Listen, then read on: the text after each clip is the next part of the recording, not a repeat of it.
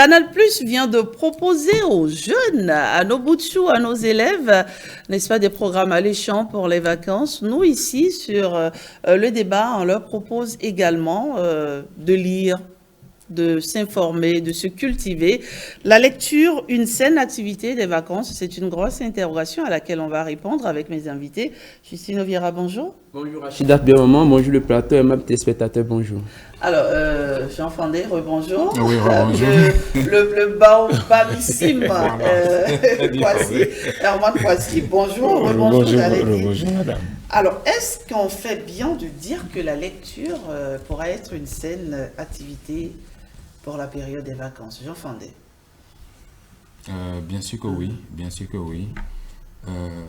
Je ne suis pas de ceux-là qui systématiquement s'attaquent au tamis pour dire qu'il faut tamiser les types de lecture qu'il faut d'abord faire, parce que en toute activité, même quand on commence par les mauvaises et qu'on devient accro, on finit toujours par adopter la qualité. Et donc, au nombre de toutes les activités qui peuvent aider nos apprenants de tous bords à bien passer des vacances, il y a en bonne et importante place la lecture. La lecture recommandée et la lecture choisie de bon cœur. Lorsqu'on dit lecture, ça peut être des romans photos, des photoromans, ça peut être des bandes dessinées, ça peut être d'autres ouvrages qui passionnent l'enfant, des ouvrages de développement personnel.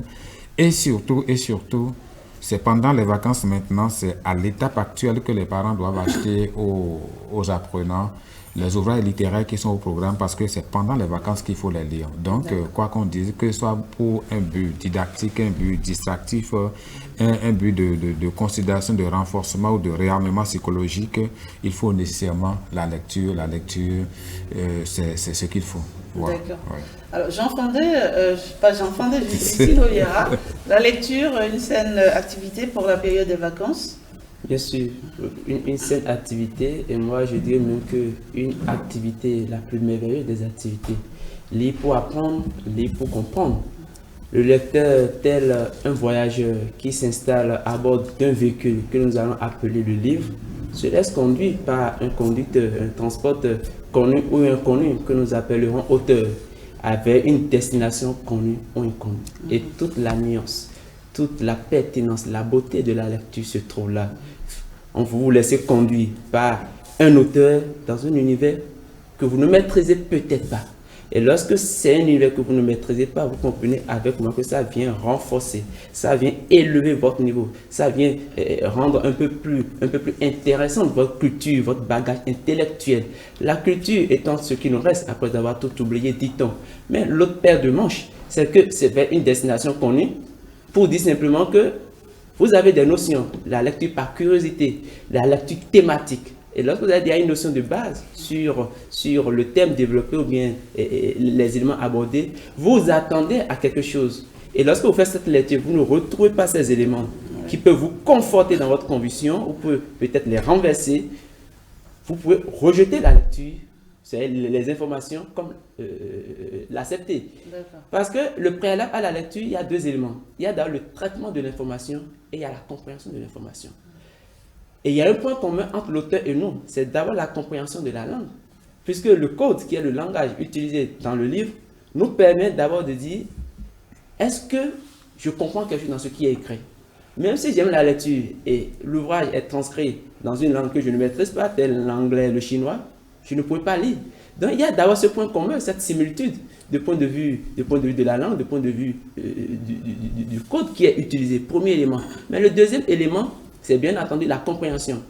L'ouvrage, le livre comporte des informations, mais faudrait-il encore qu'on puisse les accepter? Mais l'accepter, on le confronte à nos connaissances d'avant, on le confronte à notre culture, on le confronte à notre religion, à nos croyances. Pour dire simplement, oui, j'accepte ce qui est dit dans ce livre, ou vous avez lu des livres, certainement, vous dites, je ne vais plus jamais relire ce livre, et vous le déconseillez même. C'est ça. Alors, Herman Poissy, pourquoi il faut lire pendant les vacances? Merci beaucoup. Oui. Il faut lire pendant les vacances. Pourquoi doit-on conseiller la lecture à nos jeunes pendant les vacances? Oui, merci beaucoup. Nous devons conseiller la lecture à nos jeunes pendant les vacances pour qu'ils n'oublient pas tout. Parce que c'est les enfants qui ont la mémoire courte. Alors, la lecture leur permet de maintenir leur niveau et aussi d'évoluer dans d'autres champs. Alors, si l'enfant reste à la maison pendant les vacances et ne fait rien, là, ça ne marche pas. Or, quand il est en permanente action, avec son livre, en lisant, le problème ne se pose pas. L'enfant sait que je garde mon niveau et je gagne beaucoup en lisant. Ce que l'enfant gagne pendant les vacances en lisant est mieux que de le laisser oisif. Il va passer tout son temps à dormir sans rien gagner. Or, avec un petit livre, il va découvrir toujours quelque chose. La lecture nourrit l'âme. La lecture fortifie l'âme. L'enfant qui veut grandir, les parents ne doivent pas laisser cet enfant-là. Parce qu'après tout, l'enfant porte leur nom. L'enfant va les représenter. Et dans la lecture, on gagne beaucoup, on trouve beaucoup de choses. Vous dites qu'il ne faut surtout pas que les enfants oublient. De quelle lecture vous parlez? Est-ce que c'est la lecture des ouvrages au programme ou on peut se laisser aller à explorer d'autres livres, d'autres ouvrages? Mais c'est en dehors de la lecture des ouvrages au programme. Parce qu'ils lisent pour se préparer. Je prends par exemple un enfant qui a fait la 5e et qui va en classe de 4e, d'accord? C'est les vacances. Qu'est-ce qu'on doit faire pendant les vacances? Est-ce qu'il faut déjà acheter les ouvrages de la classe de 4e et les mettre à sa disposition déjà? C'est ce qu'il faut faire? Il faut le faire et il faut accompagner à ces ouvrages au programme d'autres ouvrages. D'autres ouvrages qui peuvent distraire l'enfant. Monsieur Fandé a parlé tout à l'heure de bandes dessinées et d'autres livres. L'enfant ne doit pas lire que les ouvrages au programme pendant les vacances. S'il lit les ouvrages au programme, il se prépare pour dire à la rentrée, je n'ai plus besoin de lire. Si je relis, c'est pour voir si j'avais compris en fait ce qui est dans le livre. Et là, pour l'étude en classe, je gagne du temps. D'accord.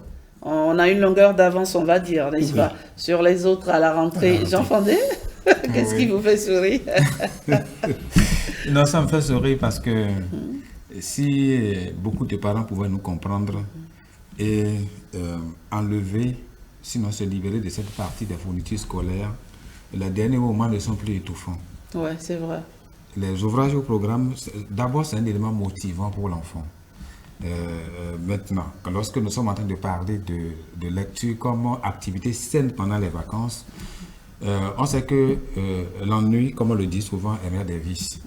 Et il peut arriver que même l'enfant soit fatigué de regarder l'écran, de regarder la télévision, et puis quand on commence par là, je vais sortir et c'est dans cette sortie-là qu'il peut y avoir des risques.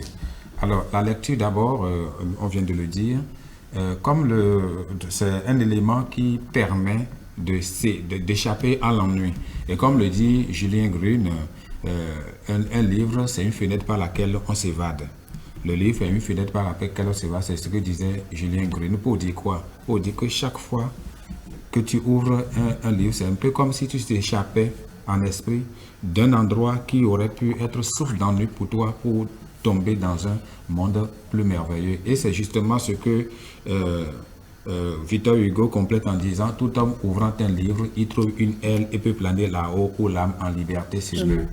Fénelon ne dira pas quelque chose de très différent. Fénelon, lorsqu'il dit que l'ennui qui dévore les autres hommes au milieu même des délices est inconnu à ceux qui savent s'occuper par la lecture.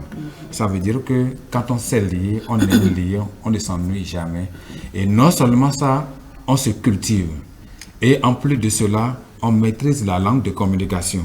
Quand vous lisez, vous perfectionnez, vous renforcez vos capacités linguistiques. Et en dehors de ça aussi, vous savez réfléchir mieux que les autres. Et vous découvrez même de votre salon, de votre chambre à coucher, l'univers. Parce qu'il n'y a pas de montagne, il n'y a pas de vallée, il n'y a pas d'océan, il n'y a pas de fleuve, de lac, il n'y a pas d'homme, de race dont il n'est question dans les livres. Donc les livres, comme il vient de dire, c'est l'un des éléments les plus merveilleux pour être un homme vraiment équilibré. On n'a pas, pour ne pas être dans une situation d'élevage et on veut être dans une situation d'éducation effective, il faut vraiment choisir comme appui, comme appoint la lecture. Donc les D'accord. livres. C'est vrai que pendant la rentrée scolaire, il y a des parents qui ne permettent pas à leurs enfants de regarder la télé. Et du coup, quand viennent les vacances, on fait un abonnement pour permettre aux enfants quand même de se divertir. Pourquoi ne pas aller vers les livres aussi? Je pense que c'est important. Et comme vous l'avez si dit, les bienfaits sont tellement nombreux, n'est-ce pas, Justine Ovira? Bien sûr, vous le dites si bien, les bienfaits de la lecture. Moi, j'en ai retenu fondamentalement 9. Premier bienfait, le livre permet de se divertir et de se faire plaisir. Le livre, par ailleurs, c'est d'abord, c'est un outil de divertissement. Et vous savez, vous pouvez déjà comprendre par là le complexe qui fait que certains enfants n'ont pas une volonté spontanée pour aller vers la lecture. Lorsque vous faites du plaisir un devoir coercitif, vous tuez l'envie, vous tuez la spontanéité, vous tuez l'engouement. Parce que vous en faites une obligation. On transmet le goût de la lecture, mais on n'oblige pas à la lecture. Je répète, on transmet le goût à la lecture, mais on n'oblige pas à la lecture. C'est quoi la nuance? La nuance, lorsque vous donnez le goût, vous n'avez pas besoin de rester derrière l'enfant. Mais il faut y mettre, il faut mettre sur la table des ouvrages dans lesquels l'enfant y trouve son intérêt. Il faut y mettre des ouvrages dans lesquels l'enfant s'il aime le foot, s'il aime le foot, mais des ouvrages. Parce qu'il faut suspendre, on suspend à l'hameçon ce que le poisson aime. Parce que vous avez un garçon ou une fille qui n'aimait pas lire, vous ne pouvez pas vouloir l'amener vers la lecture et commencer par des thématiques qui n'ont rien à voir avec son centre d'intérêt. Vous commencez d'abord par là, et il est dedans, ce que nous appelons en coaching, un pied dans la porte, il est à l'intérieur, et vous pouvez maintenant, de façon subtilement, commencer par lui transmettre ou bien par lui envoyer les autres ouvrages. Deuxième avantage, deuxième bienfait, lire développe la mémoire et les capacités cognitives.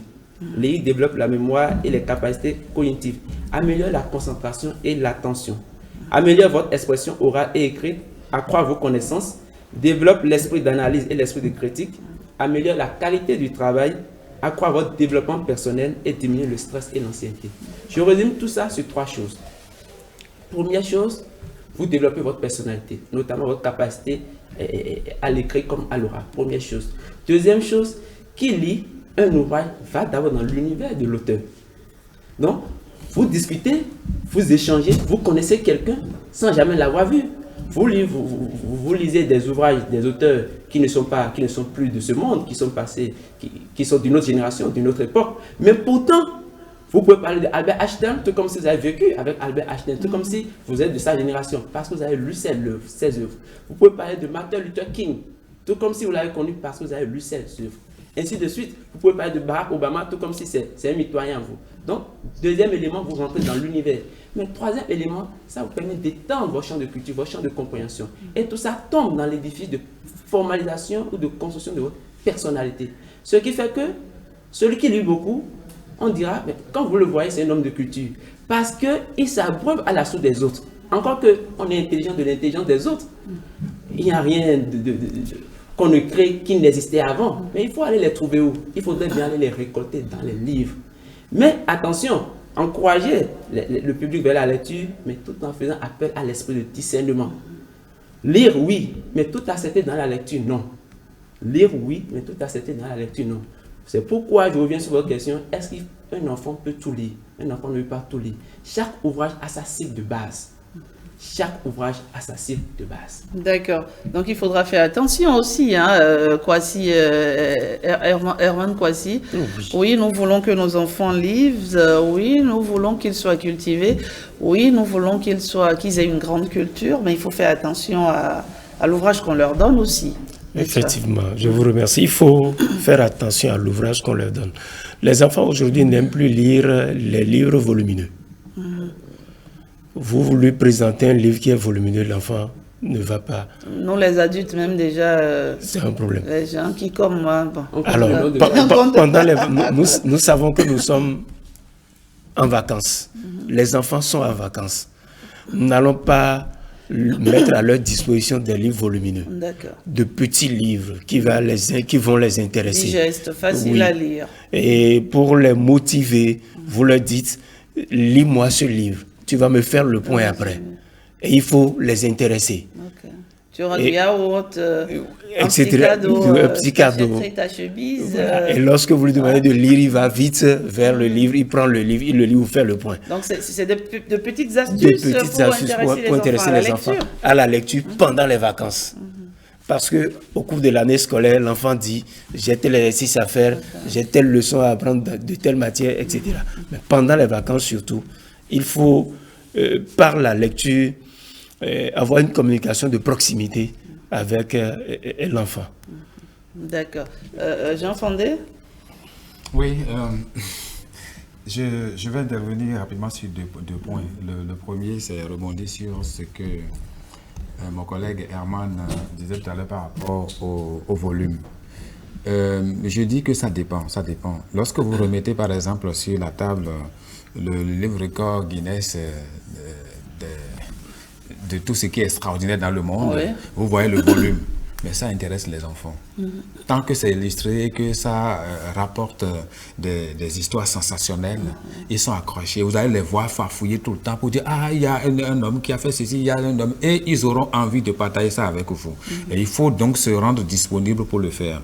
L'autre élément que je vais ajouter à toute la panoplie d'avantages que vient de nous livrer notre coach, c'est à croire qu'il est plus professeur de français que les professeurs de français. Alors, j'ajouterai la sécurité. La lecture nous assure la sécurité. Parce que dans la lecture, non seulement on s'informe, mais on se forme. On se forme pour la vie. Et en dehors du développement personnel, ça nous sauve la vie. J'en ai pour preuve que l'histoire du loup et l'agneau, où vous apprenez que la raison du plus fort est toujours la meilleure. Et dans la fable de La Fontaine également, les animaux malades de la peste, où on conclut que selon que vous serez riche ou misérable, les juments de cour vous rendront blanc ou noir. L'enfant apprend donc à s'armer pour la vie, à rencontrer n'importe quoi dans la vie, à rencontrer l'injustice n'importe où. Et lorsque nos contes finissent toujours par une leçon de morale, ça veut dire qu'on est en train de former l'enfant. Mais là où je parle surtout de sécurité, c'est que dans la version, il y a une version suédoise de la fable Le loup et l'agneau, où on raconte que le loup buvait déjà de l'eau et l'agneau passait au loin.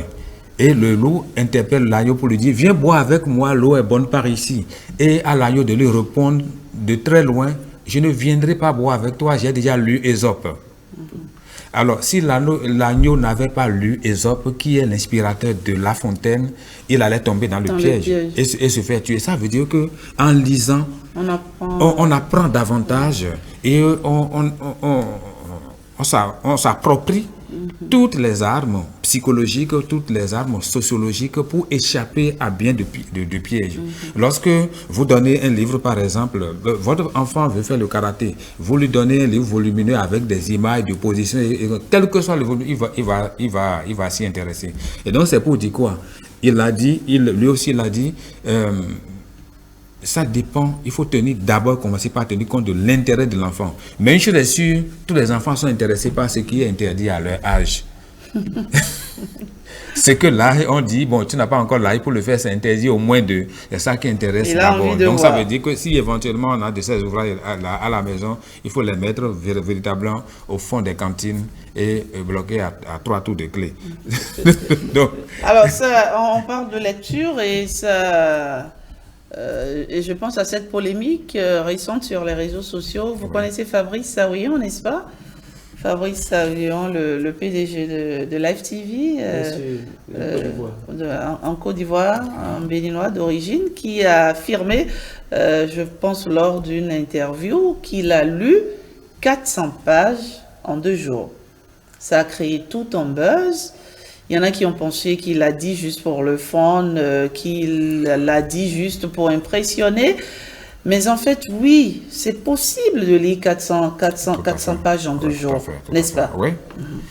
Doggy Simi, le roman Doggy Simi, publié en 1938 par Paul Azoumé, fait plus de 500 pages. 510 pages. 510 pages, merci pour la précision.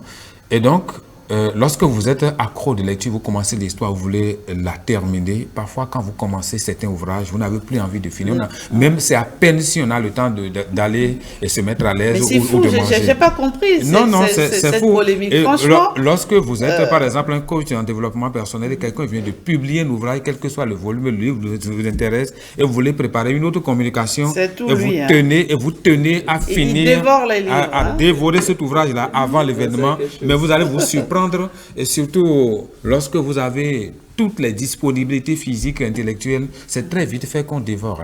C'est pas seulement, on ne passe pas seulement les nuits pour regarder des films ou bien pour faire ceci et cela, on le fait aussi nuit et jour, on lit et c'est très vite fait. Vous savez, il y a des gens qui ne peuvent pas comprendre. Si vous n'êtes pas passionné de lecture, vous ne pouvez pas comprendre. Quand vous aimez quelque chose, vous le faites avec le cœur. Et tant que vous n'avez pas fini de lire le bouquin, vous n'êtes même pas en paix. Même les petits instants même de repas vous paraissent tellement longs parce que vous avez hâte en fait d'aller prendre ce livre-là et de voir la fin. Vous savez, peut comprendre qui est amoureux de la lecture, qui est fan de la lecture. Je vous donne un cas pratique me concernant. Vous l'avez commencé, je veux dire que vous me connaissez certainement mieux que moi-même. Mais vous savez, lorsque vous prenez l'ouvrage, moi j'ai fait un travail où j'ai lu 40 ouvrages. 40 ouvrages sur l'entrepreneuriat. Parce qu'il serait superflu de rappeler peut-être que ma spécialité c'est coach en entrepreneuriat. 40 ouvrages en entrepreneuriat. Et que j'ai pu consigner, résumer de façon succincte dans un autre ouvrage qu'on appelle le guide de l'entrepreneur qui va paraître le 24 juin prochain à partir de 16h à la cour d'appel. Parenthèse rapidement fermée. Bref, ce que je voulais dire en donnant l'exemple.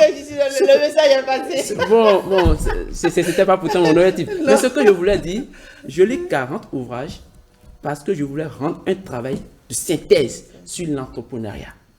Mais avant cet ouvrage qui va paraître le 24 juin prochain, il y a un autre. Il faut dire simplement que le livre répond à des questions d'actualité. Un autre travail scientifique que j'ai fait sur le coaching, où j'ai lu au moins près de 24 livres sur le coaching, pour en sortir un autre qu'on appelle la science du coaching, pour démontrer le coaching dans son approche scientifique, dans sa déontologie, dans sa pratique, dans toute l'histoire du coaching est retracée dans cet ouvrage que j'ai écrit qu'on appelle la science du coaching. Il y a le préalable. Le préalable qui vous amène à être vraiment un laborieux de la lecture, un amoureux. Parfois, ce n'est pas de la passion, mais c'est de la folie. Vous passez des nuits blanches. Tout le monde se réveille la nuit et vous supprenez de voir qu'il fait jour. Je dis bien, vous supprenez de voir qu'il fait jour. Parce que vous avez un objectif à ce point? Bien sûr. Et c'est un sport quotidien pour moi. Mais il y a un autre aspect qu'il faut évoquer. L'aspect du livre qui vous séduit, qui vous fait un peu de chantage, et vous êtes pressé de terminer. Vous êtes pressé de terminer, et ça devient une obsession. Et quand Fabrice disait que Sassarion disait qu'il a lu 400 pages en 2 jours, c'est possible. Mais cela n'est pas aussi gagné d'avance si le livre ne donnait pas une certaine sensation, ne donnait pas un certain point, un engouement. Ouais. À part l'histoire de cette actualité de Fabrice, mais il y a également l'actualité de la fille de Tiwas, de Tia, l'ivoirienne, jeune fille de 8 ans, mais qui a remporté un prix de grande lectrice ou relative à la lecture. Bref, 8 ans, mais quand vous suivez, la lecture ne trahit pas. C'est vrai. Généralement, un peu comme la prière, on lit dans son intimité, on lit dans sa chambre. Moi, les meilleurs moments où j'ai beaucoup lu, c'est quand je suis dans mes périodes de congé. On lit dans son intimité. Mais on révèle la capacité, la force de la lecture en public. Bien sûr. Ça se voit, on n'a même pas besoin de loupe, hein, ça se sent. Bien sûr. Parce que vous avez l'expression aisée. Quand vous parlez, on sent qu'il y a de la profondeur, il y a de la contenance, je ne sais pas. La cohérence. Voilà. Et vous prenez un peu de tout, si bien que celui qui vous suit dira, c'est sûr qu'il lit tel ouvrage, ou c'est sûr qu'il a lu tel ouvrage. Monsieur Fandé, je vais évoquer son ouvrage fétiche, dont il aime beaucoup donner l'exemple. Comment se faire des amis de Dale Carnegie. Oui. Mais voilà un ouvrage, vous pouvez le lire autant de fois que possible sans vous lasser, sans vous ennuyer. Vous lisez, vous prenez chaque page comme si c'était la première fois. Tout comme comme si c'était la première fois. Donc c'est d'abord une question de centre d'intérêt, c'est d'abord une question de penchant, une question d'appétit. Et tout ça stimule naturellement la lecture. Et nous avons posé une question aux téléspectateurs. À quand remonte votre dernière lecture? Et c'était quoi le livre? C'était quoi le titre du livre, Maurice, Tintin? Voilà. Et aller un peu sur les plateformes de l'OETV qui nous ramène la moisson. Bonjour Maurice. Bonjour Rachidat, bonjour à tous et bonjour à toutes. La question du jour, vous venez de le rappeler, les internautes ont réagi, ont livré quelques témoignages et il faut dire que j'ai tiré plusieurs enseignements de leurs commentaires et témoignages, à savoir entre autres que les internautes lisent beaucoup d'œuvres de développement personnel. D'après les commentaires que j'ai pu avoir sur nos pages, il y a certains qui ont malheureusement arrêté de lire à cause de leurs préoccupations, leurs occupations professionnelles, j'allais dire. Et puis il y a les internautes qui lisent aussi, beaucoup d'auteurs béninois et surtout les livres inscrits au programme scolaire dans notre pays. Voilà quelques enseignements que j'ai tirés des commentaires, des témoignages de nos amis internautes, et il faut dire qu'ils ont été des centaines à réagir, à donner, à partager avec nous leur lecture du moment. Je commence avec Bernard Chabi Lébé qui nous dit que sa dernière lecture remonte à 2019 avec Le premier amour est toujours le dernier de Lalaye Hakim. La fin de la lecture de ce livre m'a vraiment fait pleurer ce jour-là, témoigne cet internaute. Blonde Mora nous dit que sa dernière lecture remonte à hier tout simplement, et le titre de l'œuvre c'est Chevaux fabuleux de Béatrice Lalino Bado, un recueil de contes. En fait, c'est en lisant qu'on existe. Je pars chercher mon livre. D'ailleurs, nous écrit cet internaute. Maoutin Régis Sagbo dit que sa dernière lecture remonte à 2017 quand il passait les examens du baccalauréat, et c'était une si longue lettre de Mariama Ba, et voilà, donc Noël Kwaku Nkwe dit la semaine dernière, il a lu Les fantômes du Brésil de Florent Kwao Zotti. Serge Chebe, lui aussi, la semaine dernière, a lu le livre La puissance du subconscient. Et en décembre 2022, date à laquelle remonte la dernière lecture de Kapo Humbo, c'était plutôt La malice d'Alice de Wadain Eric Towenji, que lui l'avait lu. Athanase a demandé, nous dit, les réseaux sociaux représentent mon meilleur livre de tous les jours. Voilà aussi un autre témoignage. Hier soir, Oluwatobi Edison nous dit, j'ai lu Vendre ou perdre de Grant Cardone. Edem Sosoupe dit, la destinée humaine, c'était son dernier livre, La destinée humaine, un plan irrévocable de Dieu, un livre de pasteur Léon Ouessou. Autre commentaire, on est toujours sur la page Facebook de 5 sur 7 matin. Émile Amonlet dit, c'est tous les jours que je lis, et mon livre préféré qui ne me fatigue jamais, c'est La secrétaire particulière de Jean Pliard, car ce livre reflète la réalité dans nos administrations, qu'elles soient publiques ou privées aujourd'hui, à travers le comportement de monsieur Chaldas envers sa secrétaire Nathalie. Blaise Friedrich Voku dit que sa dernière lecture remonte à la semaine écoulée. Coup de foudre aux Caraïbes de Benedict Watson était donc le titre du livre. Wilfried Daimon nous écrit que depuis que j'ai commencé par suivre des audios de développement personnel, je ne m'empêche pas de lire au moins 5 pages d'un livre au quotidien, juste par hasard, surtout avec les formats PDF où on se promène quasiment avec une librairie en poche. La lecture est possible à tout moment. Ma dernière lecture écriture remonte au mercredi dernier. J'ai juste lu quelques pages du livre L'effet cumulé. Je ne me contente pas d'avaler tout le contenu d'un livre d'un coup, nous rappelle-t-il. Encore quelques commentaires, quelques témoignages. On va prendre Pascal Kouago qui nous dit « Bonjour, le plateau de 5 sur 7 matin. Ma dernière lecture remonte au mois de septembre 2022. Le titre du livre était « Le jeu de la vie et comment le jouer » de Florence Scovel-Chin. Ce livre a révolutionné ma pensée, ce qui me permet d'avoir une attitude positive, quelles que soient les circonstances. Je retiens que lire, c'est s'enseigner.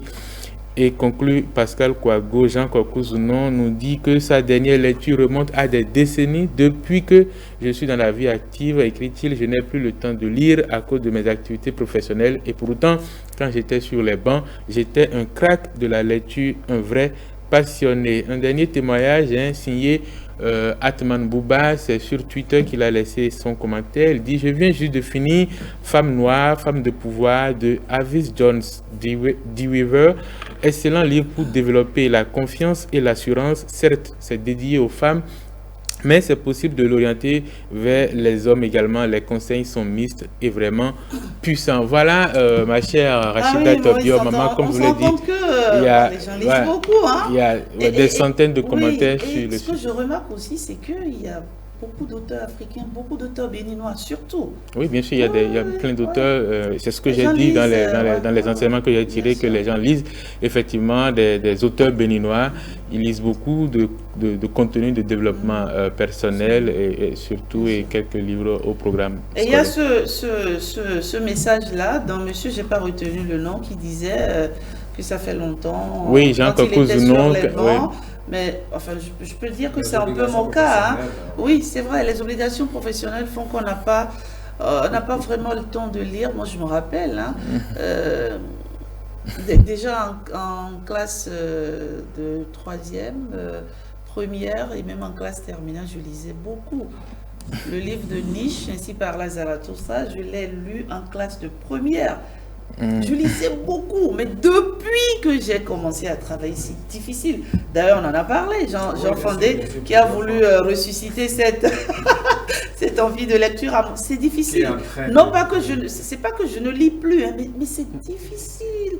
Parce qu'il y a, on va dire quoi, il y a la famille à gérer, il y a le boulot, il y a le quotidien. Donc franchement, comment on fait? Comment vous faites? Dites-nous. Maurice, à quand remonte ta dernière lecture, toi? Je lis en ce moment le livre de Esther Duflo et de son mari Abhijit Banerjee, qui est un Indien d'origine. Les deux travaillent au MIT, Massachusetts Institute of Technology. Les deux d'ailleurs ont été lauréats du prix Nobel de l'économie. Le titre du livre, c'est Repenser la pauvreté. Actuellement, je lis moins d'ouvrages littéraires, de romans. J'en ai lu des dizaines pendant plusieurs années quand j'étais au collège, et aujourd'hui je lis davantage des livres, disons, plus orientés vers les pensées, voilà, plus théoriques, voilà, ce genre de bouquins. Donc c'est ce que je lis actuellement. C'est un livre un peu volumineux, j'ai commencé à lire il y a quelques mois, mais je continue de lire, j'essaie de lire quelques pages chaque jour ou en week-end où j'ai un peu plus de temps pour lire. Moi je pense qu'effectivement, les occupations professionnelles font qu'on a du mal à lire, on a du mal à garder le même rythme que ce qu'on avait lorsqu'on était étudiant ou élève. Mais cependant, si on est un passionné de lecture, il y a une organisation qu'il faut avoir. Évidemment, vous ne pouvez pas continuer à lire peut-être 4 livres par mois. Moi, quand j'étais élève et que j'étais abonné au Centre culturel français qui est devenu l'Institut français, je prenais 2 livres chaque 15 jours. Et je lisais en moyenne 4 livres par mois. Aujourd'hui, je ne peux plus lire 4 livres par mois, c'est impossible à cause des occupations, mais avec une petite organisation, on peut quand même... On peut lire au moins un livre. Vous savez, en France, on considère comme grands lecteurs les gens qui lisent 12 livres par an. Donc, à partir de 12 livres par an, vous êtes considéré, vous êtes dans une proportion de personnes qui lisent beaucoup de livres. Donc, c'est déjà un petit challenge qu'on peut se donner, et surtout quand on connaît tous les intérêts qu'il y a dans la lecture, ce que le coach Justino a rappelé, et puis quand on a pris l'habitude, il faut trouver le moyen de s'organiser pour pouvoir continuer à lire. C'est vrai, c'est vrai. Est-ce que Maurice convient que je ne vais pas poser cette question à Jean Fandé, ni à Eman Kwasi, encore moins à... Non, mais il y a une solution pratique. Il y a ce qu'on appelle aujourd'hui la lecture optimale. La lecture optimale, vous allez voir, quand vous allez dans les entreprises, il y a certains chefs qui soumettent leurs stagiaires à cet exercice, ils leur remettent un gros livre, ils disent « Faites-moi le résumé ». La lecture optimale, c'est qu'aujourd'hui, nous sommes conscients qu'il y a moins de temps, ou bien les quotidiens, la dictature du quotidien, comme le disait monsieur Fandé. Mais on peut tout au moins trouver une stratégie en se référant au livre synthèse. Vous prenez l'ouvrage Père riche, Père pauvre de Robert Kiyosaki. Il y a la version volumineuse, mais il y a la version réduite.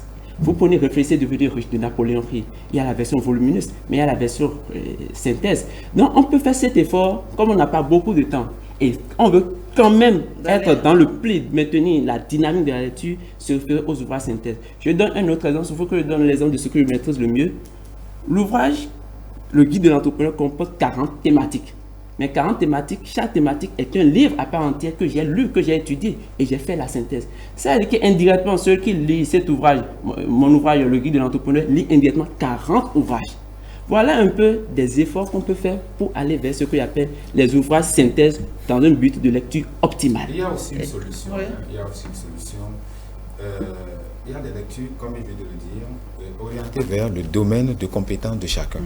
Lorsque vous savez que vous êtes dans un domaine et que vous voulez grandir dans le domaine et que vous tombez sur un ouvrage récent ou pas et qui aborde des aspects précis de votre domaine, eh bien, ça intéresse. L'autre chose, en entreprise ou bien dans des sociétés, il y a des gens qui sont toujours à court de lecture ou bien qui estiment qu'il faut nécessairement lire tel ou tel ouvrage, découvrir le contenu.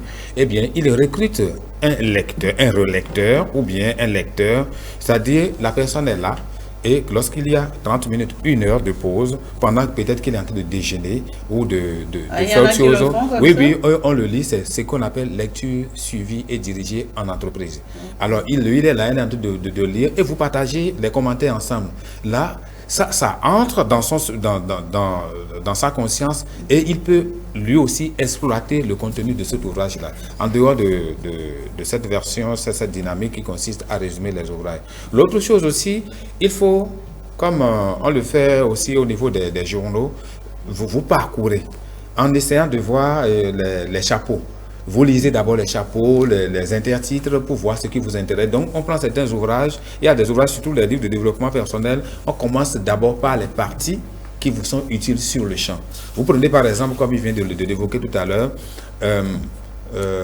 Florence Kowalchin, un auteur là, Kowalchin dans Le jeu de la vie. Eh bien, vous fouillez dans cet ouvrage, vous trouvez des chapitres qui vous sont immédiatement exploitables. Surtout le second ouvrage dans le volume intitulé « Votre parole est une baguette magique ».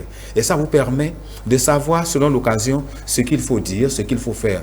Donc ça dépend, il faut pragmatiser notre approche du livre.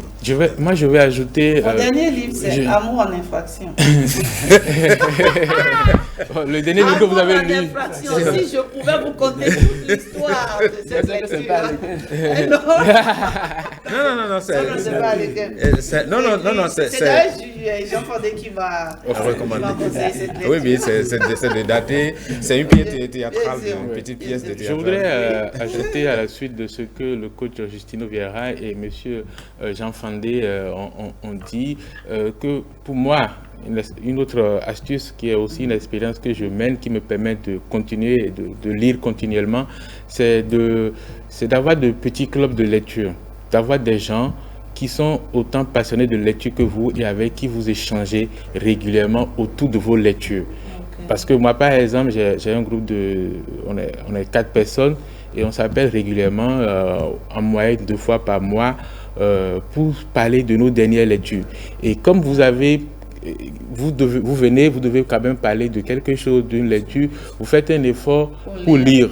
Et ça vous maintient, quand même, ça maintient la flamme allumée, la flamme de la lecture allumée, et vous continuez à lire pour pouvoir avoir des choses à dire. Et c'est le même processus, c'est le même principe pour donner le goût de la lecture aux enfants, aux plus jeunes.